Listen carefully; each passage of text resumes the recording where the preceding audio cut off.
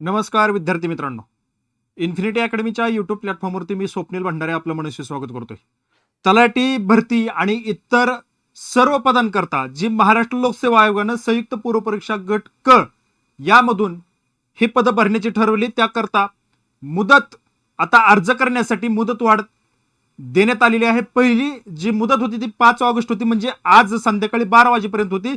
आता इथून पुढे मुदत या ठिकाणी किती दिवस वाढवलेली आहे आणि त्याचबरोबर या ठिकाणी पेसा क्षेत्रातील विद्यार्थ्यांसाठी काय महत्त्वाच्या सूचना देखील त्या ठिकाणी दिलेल्या आहेत, त्या आपण सर्व बघणार आहोत.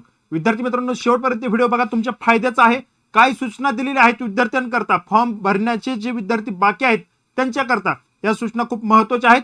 शेवटपर्यंत व्हिडिओ बघा. चला विद्यार्थी मित्रांनो, तत्पूर्वी इन्फिनिटी अकॅडमी आणि तलाठी फॅक्टरीच्या या संयुक्त विद्यमानानं महाराष्ट्रातील स्पर्धा परीक्षा करत असलेला संयुक्त पूर्व परीक्षा गट क ची तयारी करत असलेला सर्व विद्यार्थी वर्ग आणि स्पेशली त्याहूनही तलाठी पद भरतीची तयारी करत असलेल्या विद्यार्थ्यांसाठी आपण मिशन तलाठी 3.0 ही नवीन बॅच या ठिकाणी विद्यार्थ्यांच्या सेवेमध्ये दाखल केलेली आहे. फी फक्त 2500 रुपये आहे आणि या 2500 रुपयामध्ये तुम्हाला संपूर्ण सिलेबस शिकवला जाईल. तज्ञ फॅकल्टी आहे. त्याचबरोबर तुमच्या टेस्ट सिरीज असतील, ऑनलाईन टेस्ट सिरीज होतील, पीडीएफ नोट्स भेटतील, क्लास नोट्स भेटतील. इथून पाठीमागचे 10 वर्षाचे क्वेश्चन पेपर संयुक्त पूर्व परीक्षा गट क चे सर्व क्वेश्चन पेपर या माध्यमातून तुमच्यापर्यंत या ठिकाणी मिळणार आहेत. म्हणजे या 2500 रुपयाची फी मध्ये तुमची परिपूर्ण तयारी कशा पद्धतीने होईल, विद्यार्थी या ठिकाणी पूर्व परीक्षा पास कसं होईल हे या ठिकाणी पाहिलं जाणार आहे. तर बघा, आता ही बॅच घेण्यासाठी 9226018181 या नंबरवरती तुम्ही कॉल करायचा आहे आणि संपूर्ण माहिती घ्यायची. खात्री करा युट्यूबला जाऊन लेक्चर कसे आहेत आणि त्यानंतरची बॅच परचेस करा.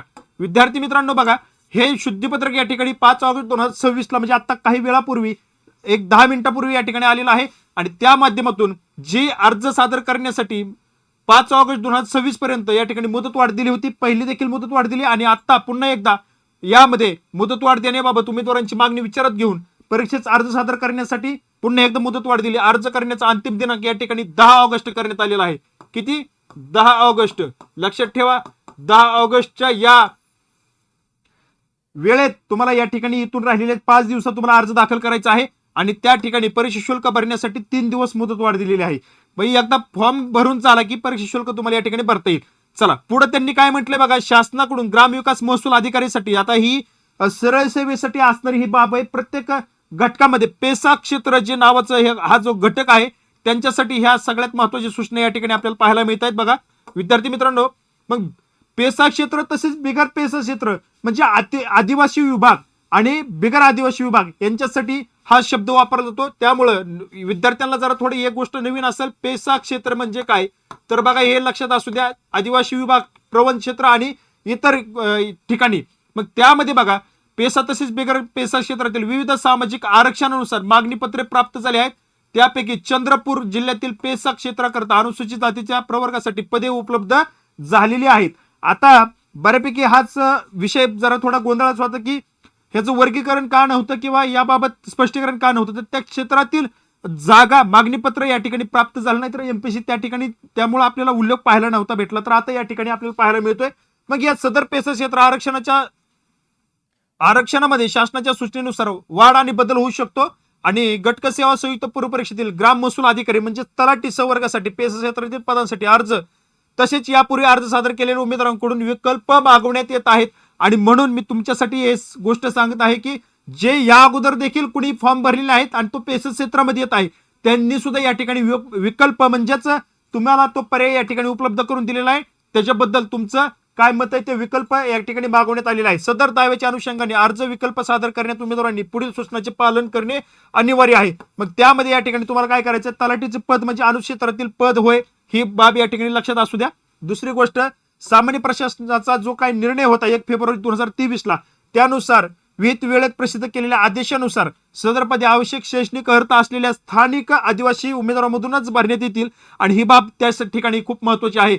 म्हणूनच पेसा आणि बिगर पेसा असे 2 भाग या ठिकाणी पाडलेले आहेत. मग पेसा क्षेत्रामध्ये येणारा उमेदवार जो आहे तो फक्त त्या राखीव पद त्यांच्यासाठी जाहिरात असते आणि त्या पदाकरता तो या ठिकाणी अर्ज दाखल करू शकतो. ही त्यांच्यासाठी खूप महत्वाची आनंदाची बाब या ठिकाणी आपल्याला पाहायला मिळते.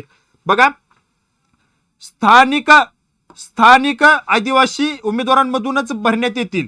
पुढचा बघा काय म्हटलं की स्वतः उमेदवार किंवा त्याचे वैवाहिक साथीदार किंवा त्याचे माता पिता आजी आजोबा संबंधित जिल्ह्यातील अनुसूचित क्षेत्रामध्ये 26 जानेवारी 1950 पासून या ठिकाणी सातत्याने वास्तव्य करीत आहेत असे उमेदवार तलाठी पेसा पदासाठी अर्ज करू शकतील। ही सर्वात महत्वाची मोठी बाब या ठिकाणी आपल्याला या माध्यमातून पाहायला मिळते। बघा, बऱ्याच विद्यार्थ्यांना हे पेसा क्षेत्र वगैरे ह्या गोष्टी माहित नसतील, परंतु आज नव्याने तुम्हाला ह्या गोष्टी समजलेल्या असतील।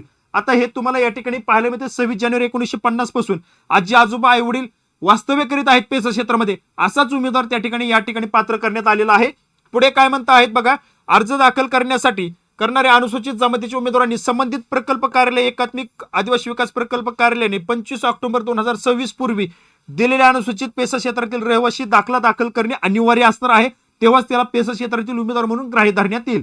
बघा, हे सगळ्यात महत्वाचं या ठिकाणी आपल्याला पाहायला मिळते। आता अजून पुढे जाऊन त्यांनी काय गोष्टी सांगितल्या त्या देखील बघूया आपण। सदर उमेदवारांनी अंतिम निवड झाल्यानंतर नियुक्ती देण्यापूर्वी काय म्हटलंय, नियुक्ती देण्यापूर्वी निवड झाल्यानंतर नियुक्ती देण्यापूर्वी अनुसूचित क्षेत्रातील स्थानिक रहिवासी असल्याबाबतचा सादर केलेला महसूलचा जो काही पुरावा आहे तो पुरावा या ठिकाणी शासनामार्फत पडताळणी केली जाईल आणि त्यानंतरच बघा निवड झालेल्या उमेदवारांना अनुसूचित क्षेत्रामध्ये नियुक्ती दिली जाईल। ठीक आहे, चला असू द्या, ही पुढची गोष्ट आहे।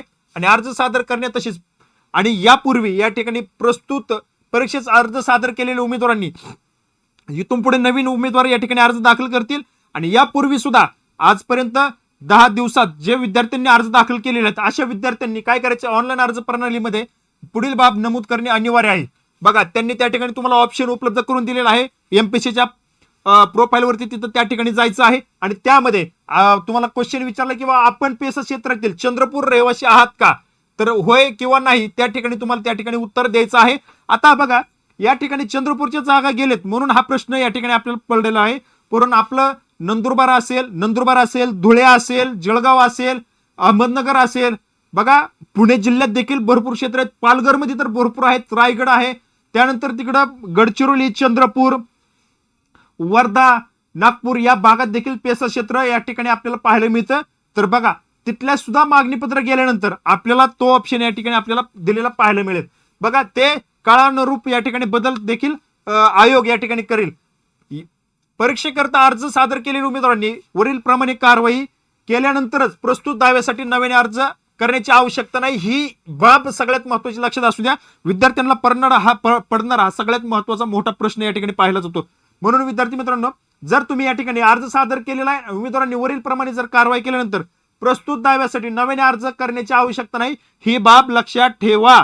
चला पुढे काय म्हणत आहेत बघा, ते जे काही माजी सैनिक आहेत आरक्षित असलेल्या 15% भरती करता युद्ध काळात किंवा युद्ध नसताना सेनेतील सेवेमुळे दिव्यांगत्व माजी सैनिक 15% राखीव पदापैकी उपलब्ध पदावर प्राधान्यक्रमाने नियुक्ती देण्यात येईल। त्यांच्या माजी सैनिकांसाठी ह्या काही सूचना या ठिकाणी दिलेल्या पाहायला मिळतात। त्यानंतर या ठिकाणी उमेदवारांनी अर्ज सादर करताना ऑनलाईन अर्ज प्रणालीमध्ये विचारलेल्या खालील प्रश्नांची उत्तर देणे अनिवार्य आहे। बघा आता, युद्ध काळात युद्ध नसताना सैन्यातील सेवेमुळे दिव्यांग प्राप्त झाले का, होय नाही त्या ठिकाणी सांगायचे।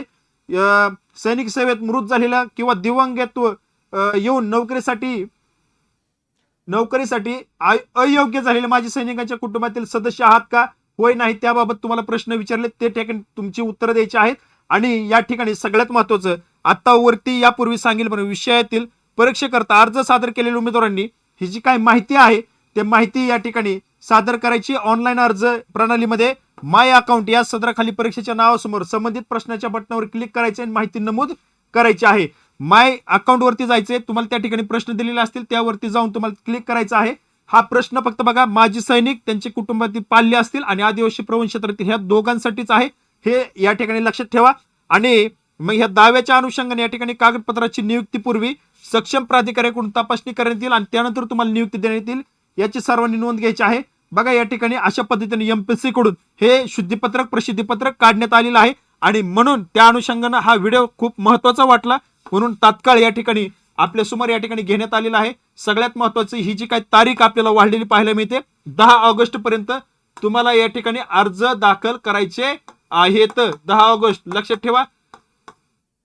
पुन्हा एकदा त्याच जोशानं त्याच उत्साहानं, ज्या उत्साहानं तुम्ही अर्ज दाखल करता त्याच उत्साहानं अभ्यासाला देखील लागायचंय, कारण यावर्षी फायनल निवड यादीमध्ये तलाठी भरतीमध्ये तुमचं नाव आलं पाहिजे। या ठिकाणी थांबतो, भेटू पुढील अपडेटमध्ये। धन्यवाद।